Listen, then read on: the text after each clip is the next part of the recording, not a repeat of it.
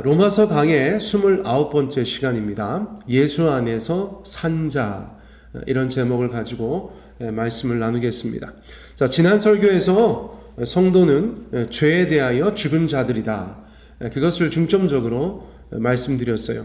죄에 대하여 죽은 것이 무엇인가? 더 이상 죄의 세력 아래 있지 않은 것이다, 그런 의미다 라고 말씀드렸어요. 성경이 대단히 신학적인 개념이고 또 용어들이기 때문에 저희가 일상적인 언어를 가지고 이해하기가 어렵습니다. 더 이상 죄의 세력 안에 있지 않은 것이다. 이게 무엇인가? 성도의 삶에 더 이상 죄가 왕노릇하지 못한다, 이렇게 부연 설명을 드렸었어요. 사람은 더 이상, 특별히 예수 믿는 인생은 죄가 왕노릇하지 못하는 인생이다, 그런 뜻이에요. 우리가 예전에는 죄의 명령을 듣고 끌려다니고 죄 짓는 존재였다면 이제는 최소한 그것이 잘못된 것을 알고 대항하고 예수님의 이름으로 맞서 싸울 수 있는 그런 성도가 되었다. 이것이 바로 죄에 대하여 죽은 자들이다라는 것에 설명이 될 수 있다고 말씀드렸어요. 자, 언제 어떻게 이런 일이 일어났느냐 묻는 분들이 계실 수 있는데, 성경은 우리가 그리스도와 연합했을 때 바로 그 그리스도와의 연합을 통해서 이러한 놀라운 기적이 이루어졌다라고 가르쳐주고 계세요. 예수 그리스도와 한 사람의 연합, 그 한 사람이 저든 여러분이든 예수님의 모든 것이 바로 우리들에게, 그 개인에게 적용된다고 말씀드렸어요. 연합했기 때문에, 하나이기 때문에 예수님의 죽음이 나의 죽음이 되고 예수님의 의로움이 나의 의로움이 되고 심지어 예수님의 부활이 나의 부활이 되는 그런 놀라운 역사가 연이어 발생하게 되는 것입니다. 자, 이 모든 것이 그리스도와의 연합 때문에 가능해졌다. 자, 그 연합 때문에 가능해진 일 중에서 부활이 얼마나 중요한지 모르겠어요. 기독교 신앙 중에서 가장 중요한 것, 예수님께서 우리 위해 십자가 달려 죽으신 것, 대속, 희생, 사랑의 죽음을 보여주신 것, 그리고 또 한 축은 바로 예수님께서 우리에게 보여주시는 부활, 죽음을 이기신 것을 직접 보여주신 부활, 그리고 그 부활이 첫 열매다라고 말씀하셔서 예수 믿는 우리도 똑같은 양상으로 부활할 것이다 라고 가르쳐 주신 사실.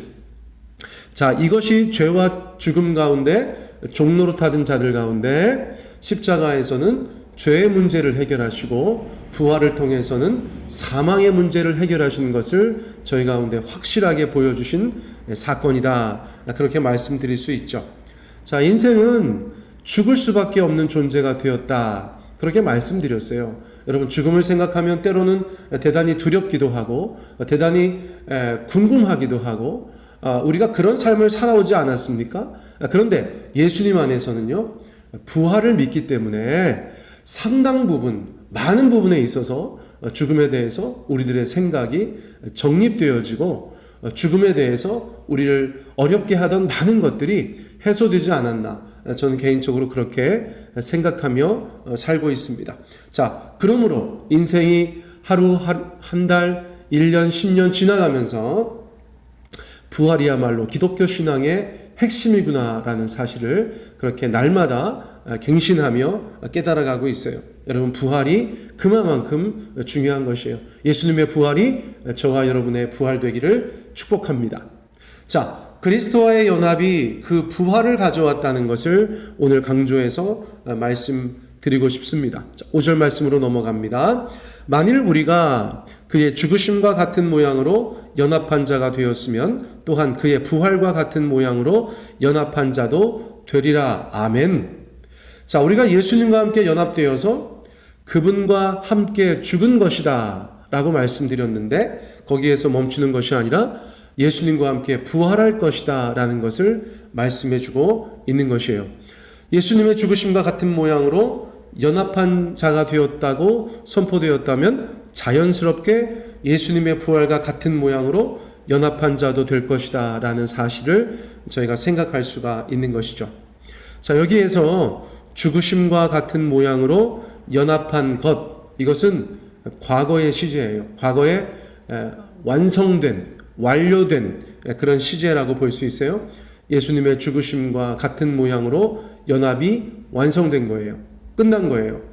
자, 그런데 부활은요, 미래의 시제로 기록되어져 있어요. 예수님과 함께 부활할 것이 우리의 미래의 사건이기 때문인 것입니다. 과거에 예수님께서 우리 위해서 행하셨던 그 놀라운 역사들이 우리의 미래에까지 축복으로 연결된다는 것, 그것을 5절에서 말씀해 주고 계신 거예요. 자, 여기서 8절로 넘어갑니다. 8절.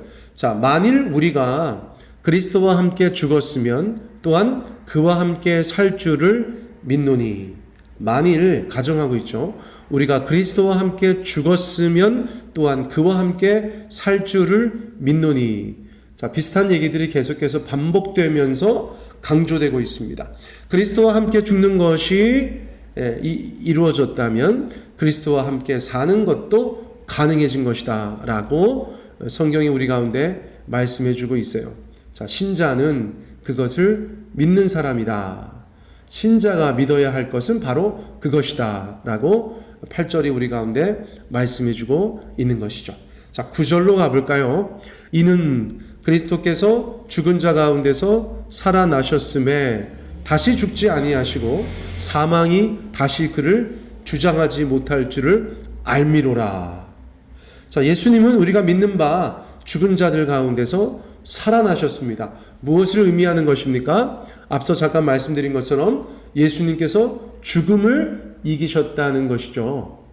죄 때문에 죽음이 들어왔는데 십자가에서 죄의 문제를 해결하였기 때문에 죽음도 더 이상 힘을 발휘하지 못하는 것, 이것이 신학적인 논리라고 말씀드릴 수 있어요. 자, 예수님께서 죽음을 이기셨는데 어느 정도로 이기셨는가? 뭐 죽었다가 다시 돌아가셨는가? 소생하셨다가 다시 소천하셨는가? 그런 것이 아니고요. 다시는 죽지 아니하시는, 완전히 사망을 정복하신 것을 저희 가운데 보여주셨다는 거예요. 사망이 다시는 예수님을 주장하지 못하게 되었다는 것을 성경이 우리 가운데 말씀해 주고 있는 것입니다. 자, 예수님과 연합된 우리는 그 부활의 소망을 가지고 있는 것이에요. 그 부활의 소망. 우리가 뭐 예수님 안에서 살았다가 또 죽고 살았다가 또 죽고 그것이 아니고 더 이상 죽지 않는, 사망을 완전히 이기는 그 예수님의 모습, 그것이 우리 가운데도 미래에 펼쳐질 것이다. 저는 이것이 너무나 복된 하나님의 말씀이다라고 믿고 있습니다. 자, 이 안에서 예수와 함께 죽고 예수와 함께 살고 이런 말들이 가능해지게 된 것이죠. 여러분 마음속으로 한번 따라해 보세요. 예수와 함께 죽고 예수와 함께 살고, 우리가 그리스도와 연합한 자이기 때문에 이러한 것들이 가능하다. 성경이 우리 가운데 계속해서 말씀해 주고 있습니다. 10절로 넘어가 볼까요? 그가 죽으심은 죄에 대하여 단번에 죽으심이요 그가 살아계심은 하나님께 대하여 살아계심이니. 자, 예수님의 죽으심은 어떤 것이라고 말씀하셨어요? 죄에 대하여 단번에 죽으신 것이다. 한 번에 단호하고 완전하게 죽으신 것이다 라고 말씀하고 있죠. 예수님은 그래서 죄를 위해서 살지 않으셨다. 예수님은 죄에 대하여 죽으셨다라고 말씀해 주고 있어요. 죄에 대하여 죽으셨다. 저희한테도 어제 본문에서 적용됐었던 말씀이죠. 예수님은 죄에 대하여 죽으셨어요. 더 이상 죄의 세력이 예수님을 지배하지 못했어요. 완전히 승리하셨기 때문이에요. 그리고 예수님께서 살아계심은 오직 죄에 대하여 살아있는 것이 아니라 하나님께 대하여 살아계십니다 라고 10절에서 말씀해 주고 있어요. 하나님께 대하여 살아계십니다 라는 말은 무엇인가? 쉽게 말씀드리면 하나님을 위하여 하나님 앞에 살아계신 것이다, 그런 뜻이라고 말씀드릴 수가 있겠어요. 예수님의 이러한 모습은 신자인 우리에게도 큰 의미가 있습니다. 예수님께서 우리의 주인이시기 때문이에요. 그리고 우리가 예수님과 연합한 자들이기 때문입니다. 자, 예수님께서 그런 모습을 보여주셨다면, 예수님께서 죄에 대하여 단번에 죽으시고 하나님께 대하여 살아계신 분이라면 예수님과 연합한 우리도 같은 것이겠죠. 11절에서 그것을 저희 가운데 말씀하고 또 권면해주고 있습니다. 이와 같이 너희도 너희 자신을 죄에 대하여는 죽은 자요 그리스도 예수 안에서 하나님께 대하여는 살아있는 자로 여길지어다. 11절 말씀은 성도에게 주시는 귀한 권면의 말씀이라고 저희가 볼 수가 있습니다. 어떻게 살아야 하는가? 어떤 믿음을 가지고 어떤 마음의 자세를 가지고 살아야 하는가?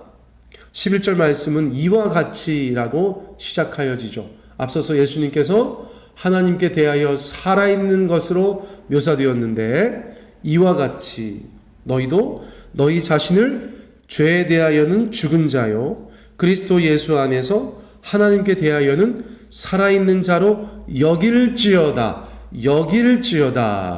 자, 이것이 중요한 거예요. 죄에 대하여 죽은 자로 하나님께 대하여는 살아있는 자로 여길지어다. 자, 여길지어다가 무슨 뜻입니까? 이것은 이전의 삶이 더 이상 우리 가운데 힘을 발휘하지 못한다는 것을 인정하고 믿고 그리스도의 신부로서 우리가 예수님과 결혼한 신부로서 손가락에 낀 언약반지 바라보면서 그 사랑의 관계, 그 언약의 관계에 부끄럽지 않은 신자의 삶을, 자녀의 삶을, 신부의 삶을 살아내기 위하여 날마다 다짐하고 기도하고 몸부림하며 행하는 삶을 살아가야 된다고 말씀하는 것이죠. 그것을 믿지 않아서 그렇게 여기지 않는 삶을 사는 것이 아니라 그것을 믿고 그렇게 여기는 삶을 살아야 된다고 말씀하시는 것이기 때문입니다. 사랑하는 성도 여러분, 우리가 영적인 변화를 감지하는 것이 어렵습니다만 영적인 변화를 가르쳐 주시는 그 성경 말씀을 믿고 그렇게 여기며 살아갈 때 그 하나님의 말씀이 우리 안에서 역사하는 것들을 저희가 경험하지 않습니까? 먼저 믿고 경험하는 것이 기독교 신앙인 것 같아요. 여러분, 경험하는 것을 먼저 구하지 마시고 여러분 믿고 주님 앞에 나아가실 때 우리 하나님의 말씀이 우리 가운데 온전히 꿈틀대어지고 또 성취되는 것들을 보게 되는 줄 믿습니다. 자, 오늘 주신 말씀 그 내용은 대단히 중요한 것이다 라고 말씀드릴 수 있어요. 우리 사랑하는 성도님들께서 좀 급하게 들으셨다면 영상으로 제작되어서 유튜브에 올라가시는 로마서 설교를 여러분 다시 들으실 수도 있겠습니다. 우리 계속해서 다음 시간에 로마서 말씀 나누도록 하겠습니다.